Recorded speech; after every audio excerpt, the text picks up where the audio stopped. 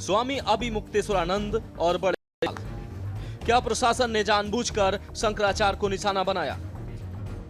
क्या आस्था के नाम पर नियमों की अनदेखी सही है? क्या संतों के बीच की ये दरार सनातन को कमजोर करेगी? चोटी खींचने के आरोपों की सच्चाई क्या है? मौनी अमावस्या का दिन, लाखों की भीड़। शंकराचार्य स्वामी अभिमुक्तेश्वरानंद अपनी परंपरा के अनुसार पालकी में बैठकर गंगा स्नान के लिए निकल रहे थे, लेकिन प्रशासन ने सुरक्षा और रूट का हवाला देते हुए उन्हें रोक दिया। इसके बाद जो हुआ वो कैमरे में कैद है। समर्थकों की पुलिस से भिड़ंत, धक्का मुक्की और फिर शंकराचार्य का बीच रास्ते में ही धरने पर बैठ जाना। वहीं हम आपको बता दें कि विवाद की आग में घी डालने का काम किया मुख्यमंत्री योगी आदित्यनाथ के एक बयान ने। बिना नाम लिए उन्होंने एक ऐसी बात कह दी जिसने बहस को और गर्मा दिया। दरअसल सीएम योगी ने कहा कि सन्यासी की संपत्ति धर्म है और स्वाभिमान राष्ट्र, लेकिन कुछ कालनेमी धर्म की आड़ में सनातन को कमजोर कर रहे हैं। इसके बाद चर्चा इसकी हो रही है कि क्या योगी का इशारा सीधे अभिमुक्तेश्वरानंद की ओर था। बहरहाल सनातनी खेमे में इस कालनेमी शब्द को लेकर भारी आक्रोश और समर्थन दोनों दिख रहा है। एक योगी के लिए, एक सन्यासी के लिए, एक संत के लिए धर्म और राष्ट्र से बढ़कर के कुछ नहीं हो सकता। यही उसके जीवन का ध्येय होना चाहिए।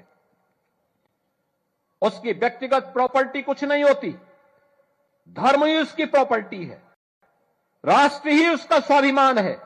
अगर कोई राष्ट्रीय स्वाभिमान को चुनौती देता है तो हमें खुल करके उसके सामने आकर के खड़ा हो जाना चाहिए, उसकी चुनौती का मुकाबला करने के लिए खड़ा होना चाहिए।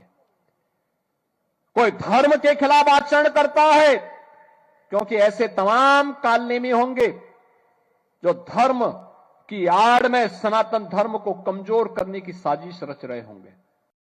हमें उनसे सावधान होना होगा, उनसे सतर्क रहना होगा। संत समाज की प्रतिक्रिया कौन किसके साथ?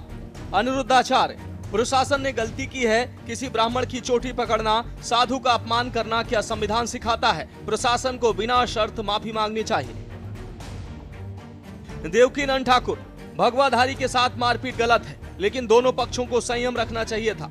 विवाद बढ़ाने से सनातन का ही नुकसान है।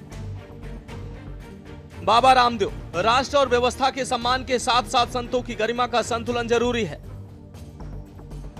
देखिए, ये बहुत ही दुर्भाग्यपूर्ण है कि अपने योगियों को, अपने ही महात्माओं को ऐसे अभद्र भाषावली का प्रयोग करना, ये किसी भी शंकराचार्य तो बहुत दूर की बात है, किसी साधु को भी शोभा नहीं देता। किसी पर ऐसी अभद्र टिप्पणी करना ये बहुत ही निंदनीय और शर्मनाक मैं मानता हूँ। हर आदमी को अपनी मर्यादा, अपनी गौरव गरिमा को खुद ध्यान रखना चाहिए। हम तो हाथ जोड़ करके एक ही प्रार्थना करेंगे, माघ मेला जाप तप ध्यान भजन के लिए है, और निर्वाण मोहा जित संग दोषा। हमारे यहाँ पर तो निराभिमानिता ये अध्यात्म की पहली सीढ़ी है। जिसका अभिमान नहीं गया वो साधु तो नहीं हो सकता। अन्याय उनके साथ नहीं हुआ, उन्होंने अन्याय किया है। नियम ये होता है कि हम लोग भी, मैं तो जगत गुरु हूँ, वो तो अभी जगत गुरु भी नहीं है। नियम ये है कि गंगा तक रथ से नहीं जाया जाता। जब पुलिस ने रोका था उनको कि आप मत जाइए, हम लोग स्वयं संगम में पैदल जाते हैं, तो अन्याय उन्होंने किया था। सरकार ने नोटिस दिया कि मुक्ता आपको जो है किसने जो है बिल्कुल ठीक सरकार ने नोटिस दिया है, सब कुछ उचित है। सुप्रीम कोर्ट का नियम नहीं मान रही सरकार। सुप्रीम कोर्ट का भी नियम नहीं मान रही है सरकार। सुप्रीम कोर्ट कहाँ नियम है? शंकराचार्य को लेके भी सवाल उठे हैं। अभी सुप्रीम कोर्ट ने शंकराचार्य को बनाया ही नहीं। मैं स्पष्ट कहूँ, नहीं मुझे दिग्विजय सिंह को शास्त्र में कुछ भी नहीं आता। मैं जैमिनी संहिता का उदाहरण दे रहा हूँ, मधुक शरंत हिंदवः, मेरु तंत्र का उदाहरण दे रहा हूँ। हिमालय में समारभ्य जावदिंदु सरोवरम तत्रस्थाया प्रजा सर्वसा हिंदव इत परिचक्षते। उनको शास्त्र का कुछ आता ही नहीं, तो क्या कहूँ। आपको यह विवाद अब धार्मिक से ज्यादा कानूनी और राजनीतिक रूप ले चुका है। बहरहाल इस घटना के बाद प्रयागराज मेला प्राधिकरण ने स्वामी अभिमुक्तेश्वरानंद को एक औपचारिक नोटिस जारी किया। इसमें पूछा गया है कि वे किस आधार पर अपने नाम के साथ शंकराचार्य शब्द का प्रयोग कर रहे हैं और ज्योतिष पीठ के शंकराचार्य के रूप में खुद को प्रचारित कर रहे हैं। और अब बात दूसरे नोटिस की है, जिसको लेकर चर्चा गर्म है। वही नौबत यहां तक पहुंच गई है कि ये विवाद अब लखनऊ और दिल्ली की राजनीति तक पहुंच गया। समाजवादी पार्टी और कांग्रेस ने इस मुद्दे पर सरकार को घेरा है। लखनऊ में सपा कार्यालय के बाहर शंकराचार्य का अपमान नहीं सहेगा हिंदुस्तान जैसे पोस्टर लगाए गए। शंकराचार्य जी और जितने भी हमारे साधु संत हैं, ये हमारी शोभा हैं। और जब इतने बड़े आयोजन हों, स्वाभाविक रूप से लोग उनसे मिलने आते हैं, आशीर्वाद लेने आते हैं, उनके अनुयायी उनसे बहुत सारी जानकारी हासिल करते हैं। यही सनातन धर्म की परंपरा है। और अगर परंपरा कोई तोड़ रहा है तो वो भारतीय जनता पार्टी है। भारतीय जनता पार्टी को ऐसा व्यवहार अपने अधिकारियों के माध्यम से नहीं करना चाहिए था। भारतीय जनता पार्टी ने जानबूझ करके संतों को, साधु संतों को और तमाम लोगों को जानबूझ करके अपमानित किया है।